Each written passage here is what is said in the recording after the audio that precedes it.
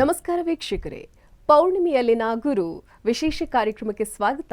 ನಾನು ಪಲ್ಲವಿ ಭಟ್.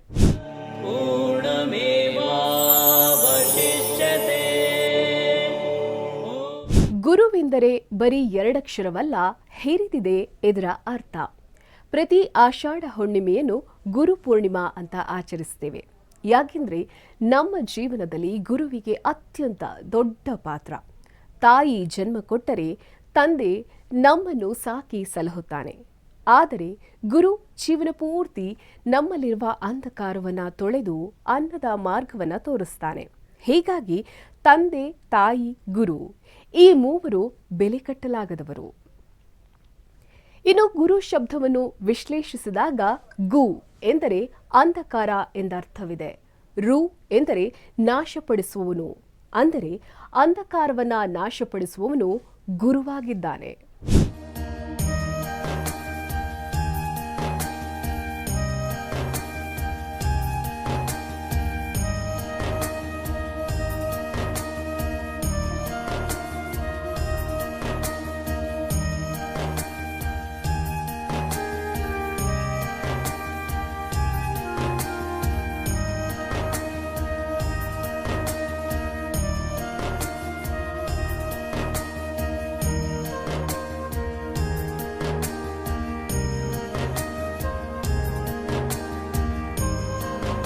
ಸಂಸ್ಕೃತದಲ್ಲಿ ಗುರು ಎಂಬ ಪದದ ಅರ್ಥ ಕತ್ತಲೆಯನ್ನು ದೂರ ಮಾಡುವುದು.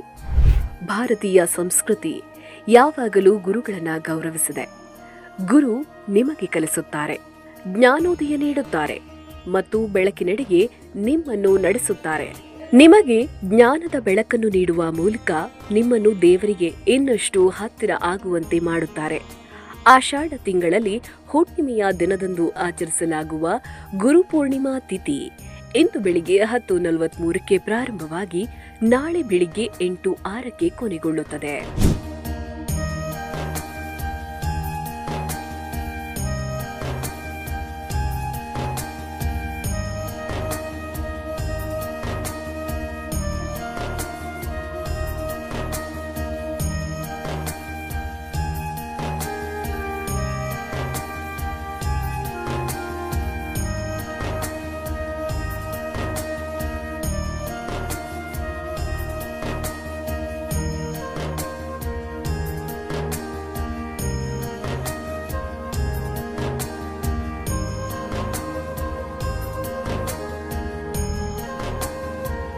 ಗುರು ಪೂರ್ಣಿಮೆಯ ಆಚರಣೆ ಹೇಗೆ? ಆಯಾ ಪಂಗಡದವರು ತಮ್ಮದೇ ಆದ ರೀತಿಯಲ್ಲಿ ಗುರು ಪೂರ್ಣಿಮೆಯನ್ನು ಆಚರಿಸುತ್ತಾರೆ. ಆಧ್ಯಾತ್ಮದ ಆಕಾಂಕ್ಷಿಗಳು ವೇದವ್ಯಾಸರ ಪೂಜೆಯನ್ನ ಇಟ್ಟುಕೊಳ್ಳುತ್ತಾರೆ. ಗುರು ಪೂರ್ಣಿಮೆ ಚಾತುರ್ಮಾಸದ ಆರಂಭವನ್ನು ಸೂಚಿಸುತ್ತದೆ. ಹಿಂದೂ, ಬೌದ್ಧ ಮತ್ತು ಜೈನ ಧರ್ಮದವರು ಬ್ರಹ್ಮ ಮುಹೂರ್ತದಲ್ಲಿ ಎದ್ದು ಗುರು ಪೂರ್ಣಿಮೆಯನ್ನು ಆಚರಿಸುತ್ತಾರೆ.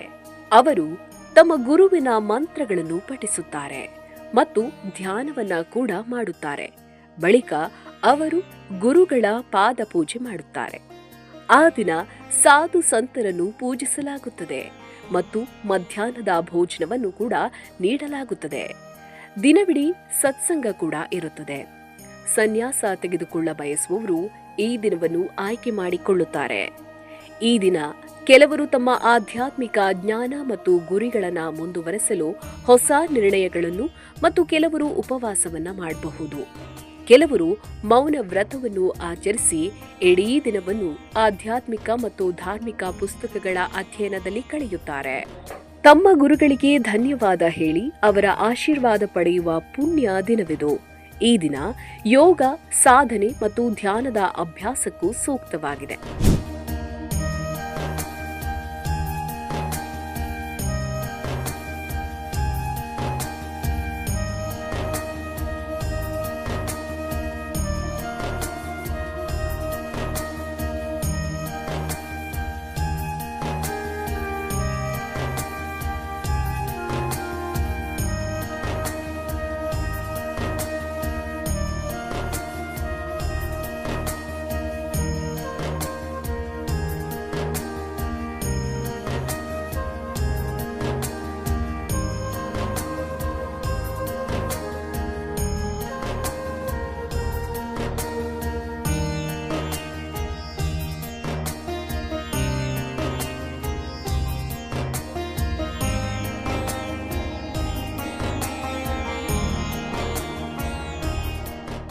ಗುರುಪೂರ್ಣಿಮೆಯ ಮಹತ್ವ ಏನಂತಂದ್ರೆ, ಗುರುವು ಬ್ರಹ್ಮ, ವಿಷ್ಣು ಮತ್ತು ಮಹೇಶ್ವರನ ಸ್ವರೂಪಿಯಾಗಿದ್ದು ಅದಕ್ಕೂ ಮಿಗಿಲಾದ ಪರಬ್ರಹ್ಮ ತತ್ವವೇ ಆಗಿದ್ದಾನೆ.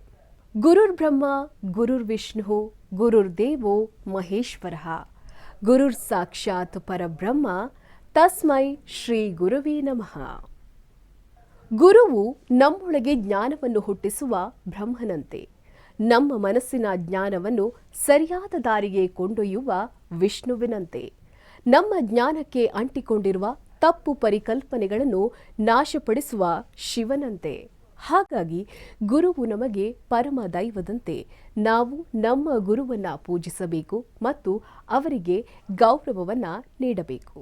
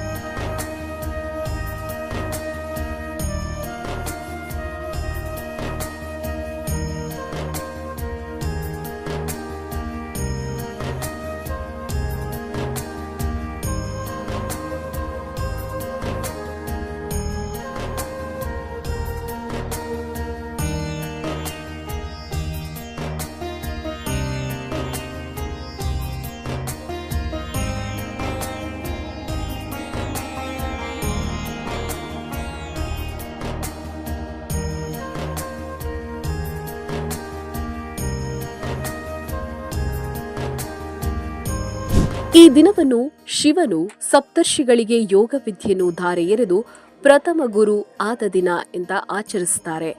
ಹಿಂದೂಗಳ ಪಾಲಿಗೆ ಇದನ್ನು ವ್ಯಾಸ ಪೂರ್ಣಿಮೆ ಅಂತ ಕೂಡ ಕರೀತಾರೆ. ವೇದವ್ಯಾಸರು ಗುರುಗಳ ಗುರುವೆಂಬ ಗೌರವಕ್ಕೆ ಪಾತ್ರರಾಗಿರುವ ದತ್ತಾತ್ರೇಯರ ಗುರು ಕೂಡ. ಹಿಂದೂಗಳು ಈ ದಿನವನ್ನು ಶಿವನಿಗೂ ಅರ್ಪಿಸುತ್ತಾರೆ. ವೇದ ಮತ್ತು ಪುರಾಣಗಳ ಜ್ಞಾನವನ್ನು ಸಪ್ತ ಋಷಿಗಳಿಗೆ ನೀಡಿದ್ರು. ಹಾಗಾಗಿ ಭಗವಾನ್ ಶಿವನನ್ನು ಆದಿಗುರು ಅಂದರೆ ಪ್ರಥಮ ಗುರು ಅಂತ ಕೂಡ ಕರೀತಾರೆ. ವೇದವ್ಯಾಸರ ಮೂಲ ಹೆಸರು ಕೃಷ್ಣದ್ವೈಪಾಯನ. ತಂದೆ ಪರಾಶರ ಮುನಿಗಳು ಹಾಗೂ ತಾಯಿ ಸತ್ಯವತಿ ದೇವಿ. ಒಮ್ಮೆ ಮಹರ್ಷಿ ಪರಾಶರರು ನಾವೆಯೊಂದರಲ್ಲಿ ಗಂಗಾ ನದಿಯನ್ನು ದಾಟ್ತಾ ಇರುವಾಗ ದೂರದ ದ್ವೀಪದಿಂದ ಮೀನು ಕೊಳೆತಾಗ ಬರುವ ಕೆಟ್ಟ ವಾಸನೆ ಬರ್ತಾ ಇತ್ತು. ಅವರು ಆ ದ್ವೀಪಕ್ಕೆ ಹೋಗಿ ನೋಡಿದಾಗ ಅಲ್ಲಿ ಒಬ್ಬ ಕುರೂಪಿಯಾದ ಸ್ತ್ರೀ ಕುಳಿತಿದ್ದಳು. ಆಕೆಯ ದೇಹದಿಂದಲೇ ಆ ಕೆಟ್ಟ ವಾಸನೆ ಬರ್ತಾ ಇತ್ತು. ಆಕೆ ಪರಾಶರ ಮುನಿಗಳನ್ನು ನೋಡಿ ಬಳಿಗೆ ಬಂದು ಅವರ ಪಾದಕ್ಕೆ ಎರಗಿದಳು. ಆಕೆಯ ಹೆಸರು ಸತ್ಯವತಿ.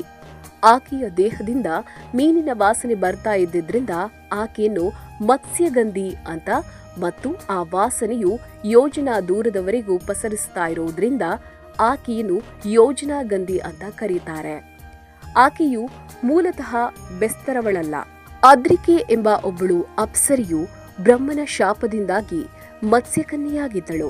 ಆ ಮತ್ಸ್ಯಕನ್ಯೆ ಅದ್ರಿಕೆಗೆ ಜನಿಸಿದವಳು ಈ ಸತ್ಯವತಿ. ಬೆಸ್ತರ ರಾಜ ಕಂದರನು ಆಕೆಯನ್ನು ಸಾಕಿಕೊಂಡಿದ್ದರಿಂದ ಆಕೆ ಬೆಸ್ತರ ಮಗಳಾದ್ಲು. ಆಕೆಯು ವಸುದೇವರಿಂದ ಶಾಪಗ್ರಸ್ತಳಾಗಿದ್ದರಿಂದ ಆಕೆಯ ದೇಹದಿಂದ ಕೆಟ್ಟ ವಾಸನೆ ಬರ್ತಾ ಇತ್ತು.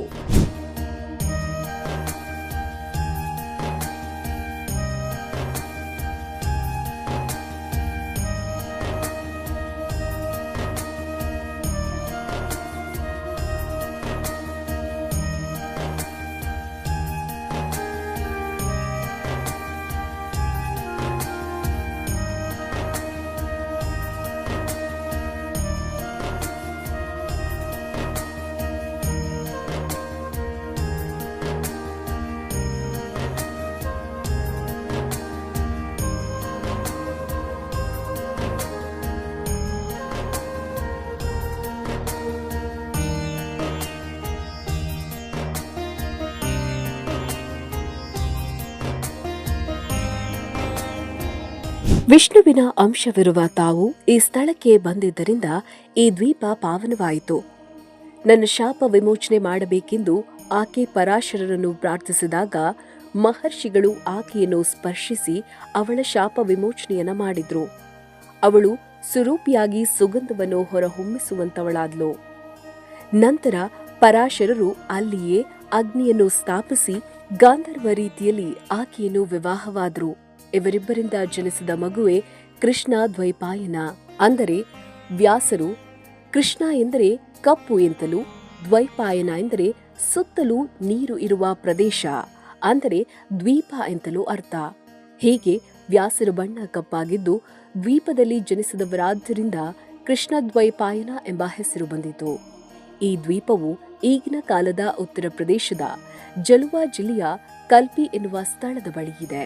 ಮಗುವಾಗಿ ಹುಟ್ಟಿದ ಕ್ಷಣವೇ ಕೃಷ್ಣದ್ವೈಪಾಯನರು ದೊಡ್ಡವರಾಗಿ ಬೆಳೆದು ತಾಪಸ ಜೀವನ ನಡೆಸಿ ಅತಿ ಪ್ರಮುಖ ಋಷಿಗಳಲ್ಲಿ ಒಬ್ಬರಾಗಿ ಪರಿಗಣಿತರಾದರು. ಪುರಾಣಗಳಲ್ಲಿ ಇವರನ್ನು ವಿಷ್ಣುವಿನ ಒಂದು ಅವತಾರವೆಂದೇ ಪರಿಗಣಿಸಲಾಗಿದೆ. ಹಿಂದೂ ಪುರಾಣದ ಪ್ರಕಾರ ಇರುವ 7 ಚಿರಂಜೀವಿಗಳಲ್ಲಿ ಇವರು ಕೂಡ ಒಬ್ಬರು. ಕೃಷ್ಣದ್ವೈಪಾಯನರು ತಮ್ಮ ಕಾಲದಲ್ಲಿ ಅಸ್ತಿತ್ವದಲ್ಲಿ ಇದ್ದ ಎಲ್ಲಾ ವೈದಿಕ ಋಕ್ಕುಗಳನ್ನು ಸಂಗ್ರಹಿಸಿ ಯಜ್ಞ ಯಾಗಾದಿ ಧಾರ್ಮಿಕ ವಿಧಿಗಳಲ್ಲಿನ ಅವುಗಳ ಬಳಕೆಯ ಆಧಾರದ ಮೇಲೆ ಅವುಗಳನ್ನು ಋಗ್ವೇದ, ಯಜುರ್ವೇದ, ಸಾಮವೇದ ಮತ್ತು ಅಥರ್ವವೇದ ಎಂಬ 4 ಭಾಗಗಳನ್ನಾಗಿ ವಿಭಾಗಿಸಿ ಅವುಗಳನ್ನು ಕ್ರಮವಾಗಿ ತಮ್ಮ 4 ಮುಖ್ಯ ಶಿಷ್ಯರಾದ ಪೈಲ, ವೈಶಂಪಾಯನ, ಜೈಮಿನಿ ಮತ್ತು ಸುಮಂತು ಮುನಿಗಳಿಗೆ ಬೋಧಿಸಿದರು. ಆ 4 ಮುನಿಗಳು ತಮ್ಮ ಶಿಷ್ಯ ಪರಂಪರೆಗೆ ಆ ವೇದವನ್ನು ಬೋಧಿಸಿದ್ರು. ಹೀಗೆ ವೇದ ಪಾಠವು ಇಂದಿಗೂ ಗುರುಗಳಿಂದ ಶಿಷ್ಯರಿಗೆ ನಡೆಯುತ್ತಿದೆ. ಹೀಗೆ ವೇದವನ್ನು ವಿಭಜಿಸಿದ್ದರಿಂದ ಕೃಷ್ಣದ್ವೈಪಾಯನರಿಗೆ ವೇದವ್ಯಾಸ ಎಂಬ ಗೌರವ ನಾಮ ದೊರೆಯಿತು. ಭಗವಾನ್ ವೇದವ್ಯಾಸರು 4 ವೇದಗಳನ್ನು ರಚಿಸಿದ್ದಲ್ಲದೆ 18 ಪುರಾಣಗಳನ್ನು, ಮಹಾಭಾರತ ಮತ್ತು ಶ್ರೀಮದ್ಭಾಗವತವನ್ನು ರಚಿಸಿದ ಮಹಾತ್ಮರಾಗಿದ್ದಾರೆ. ವೇದಾಧ್ಯಯನಕ್ಕೆ ನಾಂದಿ ಹಾಡಿದ ವೇದವ್ಯಾಸ ಮಹರ್ಷಿಗಳು ಗುರುಗಳಿಗೆ ಗುರುಗಳಾಗಿ ಪರಮ ಗುರುಗಳಾಗಿದ್ದಾರೆ. ಹೀಗಾಗಿ ಅವರ ಜನ್ಮದಿನವಾದ ಈ ಹುಣ್ಣಿಮೆಯ ದಿನವನ್ನು ಗುರು ಪೂರ್ಣಿಮೆ ಅಂತ ಆಚರಿಸುವುದು ಅರ್ಥಪೂರ್ಣವಾಗಿದೆ.